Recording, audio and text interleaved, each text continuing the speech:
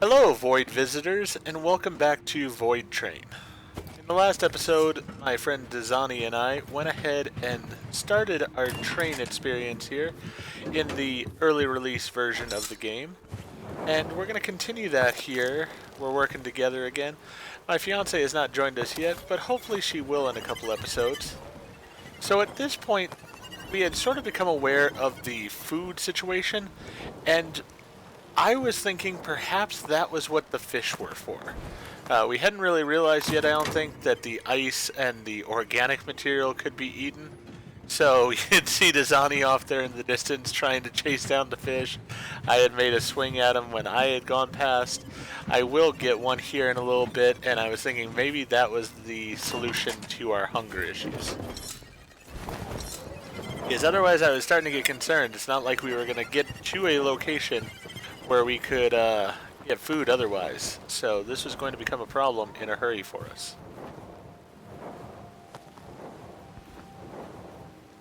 Also in this episode will pretty much end, I will tell you, with another issue that I have found in this game. Dazzzani and I did want to play just between the two of us, and we did try several different ways to create a private server where we could just go ahead and play together. There is something that says friends only on it, but when I've put my game to friends only, then he's not able to locate me. So I've had to instead open up the server and just leave it open. But when that happens, as you'll see at the end of the game, suddenly we have a third person in the lobby, and it's not someone we know. And especially with a game like this, I feel, where cooperation is really important in order to survive properly, I don't think having another person in the lobby that you don't know, who you can't even communicate with, really works that well. So with that in mind, I do end the game where I do, and that way we just sort of eliminate him from the lobby. It's one of those where the game does save. There you see I catch one of the fish things. I try to collect it, thinking maybe I can eat it somehow, and there's just no way really. I tell Dazzzani that that's the case, and he'll go look at it himself here in a little bit. Currently, he's smelting some of the bars we need for the next thing we're supposed to build. But yeah, I don't know if it's a glitch in the game or what the exact reason is that we could not just do the friends only situation. We looked into it as much as we could. We went ahead and downloaded the Epic Games launcher, and we signed into it. We made sure that we are friends on the Epic Games launcher, but even with all of that, it still didn't work for some reason. So I'm not sure really what the issue is with it. I hope it's very possible that it is just a glitch in the game right now. I know that they just put out a hotfix patch to address some issues tonight, and I mean, it's one of those things that, especially when a game like this comes out and it's brand new, there are going to be issues. And quite frankly, I don't think the issues in this game are nearly as bad in some major games that are out there. The ones that come to mind for me are two that I would love to enjoy more than I really do right now, which are the Madden franchise that seems to always have issues no matter what, and the WWE franchise. And they both surprise me, really, that they have issues the way they do, because of the fact that both of those games are sort of the same game every single year. Yes, you're adding new characters or new players to the rosters. You might be changing up some outfits and stuff like that. But realistically, the game is very much the same year after year. So I don't know why every year they come up with new and improved glitches to the games. But that was a little bit of a tangent there on those. Let's get back on track here. And as I said, overall, the game really does function well, considering it is just an early access. And this issue with the friend situation may actually get worked out, hopefully in the near future. If anybody from the studio who makes the game is watching, one that I really love as far as for multiplayer ease of access is the Borderlands franchise. I feel like their way of allowing people to join together works so smoothly and effortlessly because you basically join up as a team in the lobby before you ever start the game for that particular session. So that way, when you join the game, you're joining together. People can jump in and out later on if they want to, but it allows for that ease of joining together before you even start the game. That's not the case in Voidtrain right now, where you do have to sort of jump into the game with the other person after the game's already started.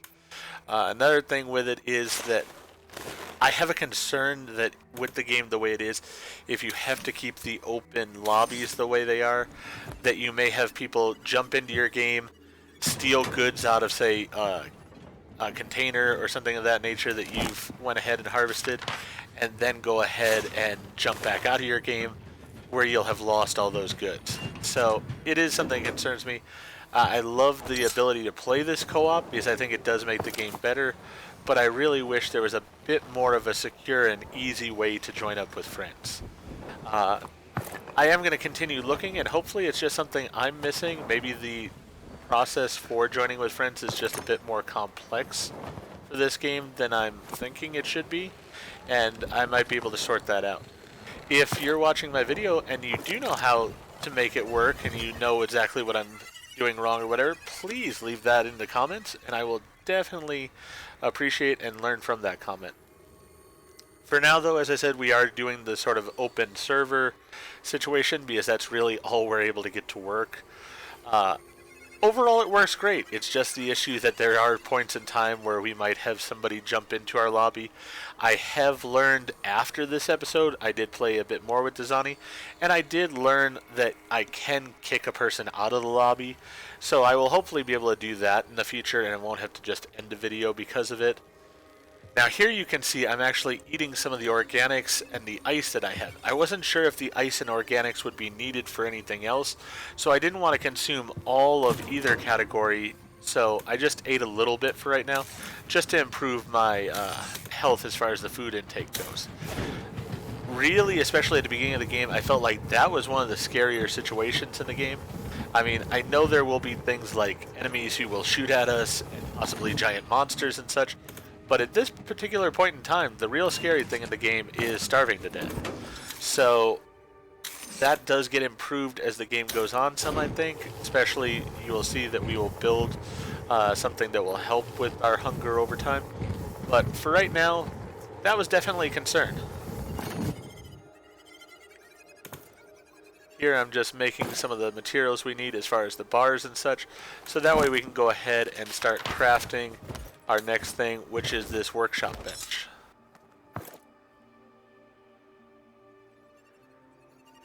And I feel like at this point we're already getting to a place where we each have our own roles somewhat. Dazzzani is really getting to be where he goes off the train more and sort of goes almost fishing for the different items we need. He controls the train and moves it along to where he needs to next to go ahead and find items. And then I stay on the train a bit more and I work on getting our research to the next level and crafting the new items that we're needing. So during the game, I'm telling him these are the items I need for what we're doing, and he keeps a particular eye out for them. Additionally, as time went on, we started sharing items a bit more, and we found that a container really was helpful for that, which is one of the next things that we look into building here.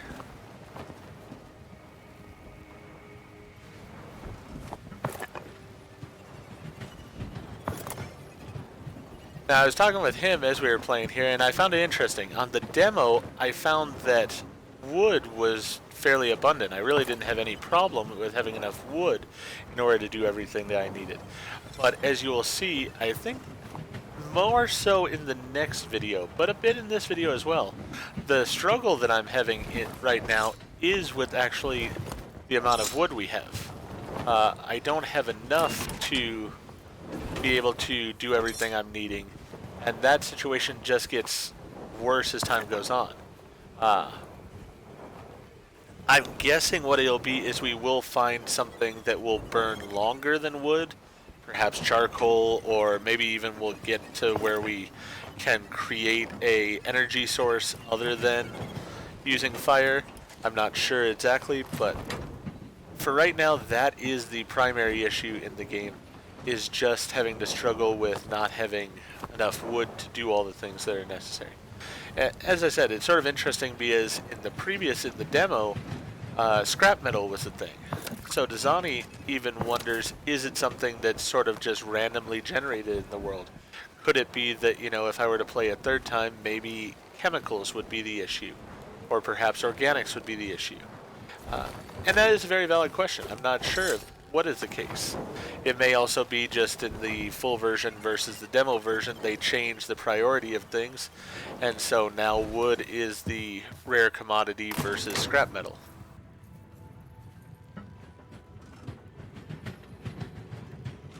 But as I sort of felt in the demo version, and as I still truly do feel in this version, just as you look around at everything, the views in this game are amazing. Whoever sort of had this image in mind and whoever was able to sort of design it and bring it to life, really to me is a very creative artist. They've got a beautiful vision. It's something so unique and different than everything else. To me, whenever I'm sort of going around in the void here, it almost feels like some apocalypse has happened, and we're sort of in the remainder of the world in some really shattered way. I sort of half expect that we might, float by an island that's going to have a monument like the Statue of Liberty or something on it, where we'll sort of be able to see how things have shattered. And that's, I realize how the game begins with going through that gate. But as I said, this world is just so unique and beautifully done, but so mysterious at the same time, which I think is really the allure of the game. Without that, as I said, the game is very much like Raft, for those who have played that or have seen gameplay of Raft. It's much the same concept. You have your floating little raft, or in this case, train, and you go ahead and collect scraps of things in order to craft things on your raft or train, and in order to improve it. That's where, as I said, right now the concern is food, and if I recall correctly, that was the case in Raft as well, is that at the beginning, things like water and food were also concerning. But as you get further along in Raft, and I'm guessing the same will hold true here, though I do not know this for certain. I'm guessing, though, that the same will hold true, that these items will become more abundant, or with ways to access them that will be easier. For example, we might be able to grow our own food on the train, and in that way we won't have to struggle as much. So here Dazzzani went ahead and made one of the items we need for the next thing.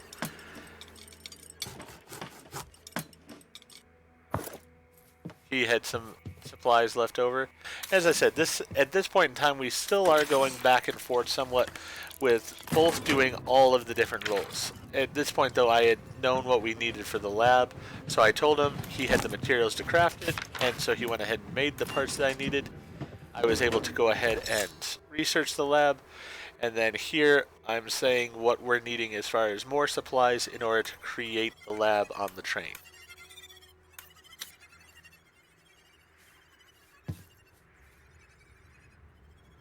From what I've seen, though, this game very well might be different than Raft in many ways when we get further on. Because while right now we are doing much the same thing of sort of collecting, harvesting, all of that nature, I think later on this is going to have more of an action feel to it than Raft does, in the fact that there will be the enemy combatants and such. I haven't played Raft in years now. I played it when it was also in early access, so there is the real possibility that since that point, I know a fairly significant amount of storyline was added to that game, and perhaps there have been combatants added to the game as well. I'm not sure on that, but it is a possibility. But as I said, from what I experienced with that game versus this early stage is fairly similar, but I think this one may become different when you have that combatant element take place in the game. I sort of feel like once we actually get a pistol, which will be hopefully in the not too distant future, then things will become a bit different. So here I had made the container that we needed. Dazzzani had asked if we could put it over sort of next to the desk and stuff, is he's starting to get concerned about room on the train, and I think that is a very valid concern. We have so many things to build on the train, and we just don't have that much room. From what I understand with the game, it will be a while before we actually get another car for the train. We'll at least have to go through, I believe, a couple gates before that'll happen. And we haven't even seen our first gate yet. So, for right now, we're really working with the space we have on the train is what we have. So having the container in place here, now it's going to allow us to share more easily back and forth, because if one of us needs something that the other has, we can simply just put it in the container when we're at the train. We don't have to worry about trying to craft the thing individually ourselves and so on. And that, I think, will allow us to cooperate in a way that's better than what we're doing right now, because I may take on one role, he may take on a different role, and then we can use the container to benefit each other's roles by trading goods that are necessary for the other person.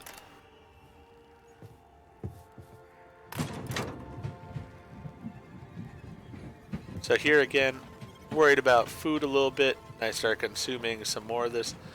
Really, I looked at it and I did not see that organics or water were really necessary for anything else. I don't know if that will always be the case, but at least as of right now, it seems like I can use the organics and the ice just to keep myself sustained.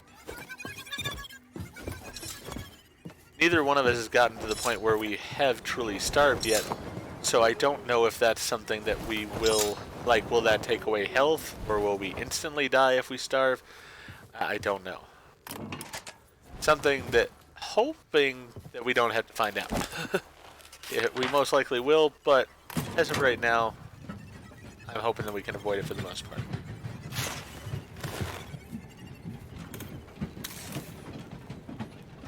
So here I'm going about crafting the ingots that we're going to need in order to make the lab desk.